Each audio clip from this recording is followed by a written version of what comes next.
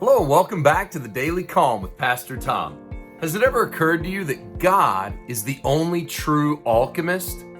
What do I mean by that? God's the only true alchemist. Do you remember alchemy, the study of alchemy from your history classes?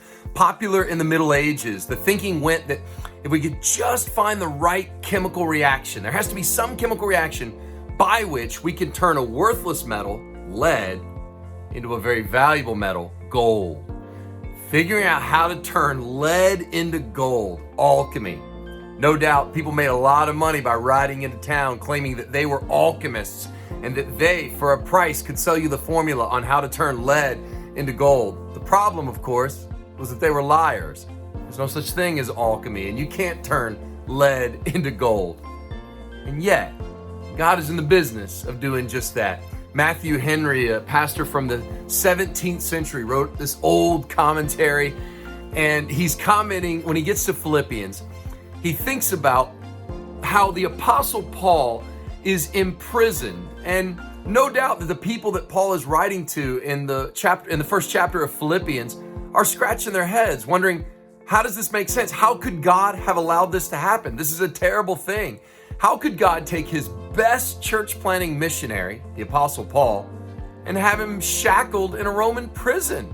How does this make any sense? As Tim Keller said, it seems like God is strategic in finding ways to scuttle his own cause. Is that what we have here? The great furtherance of the gospel is now shackled in a Roman prison? Paul writes in Philippians 1, verse 12, he says, "Now I want you to know, brothers and sisters, what's happened to me has actually served to advance the gospel." And he goes on to give reasons why that's the case. I love Matthew Henry's sentence about that verse. I'll read it to you. "A strange chemistry of providence this, to extract so great a good as the enlargement of the gospel out of so great an evil as the confinement of the apostle." Isn't that great? The confinement of the apostle, this great evil, that's the lead. And look at the strange chemistry of God. Look at the alchemy, if you will, of God, who can turn that into the gold of the furtherance of the gospel. Now you can read the rest of Philippians 1 to find out all the ways Paul talks about how his being in prison actually furthers the gospel. Paul's not saying that solves the problem of evil.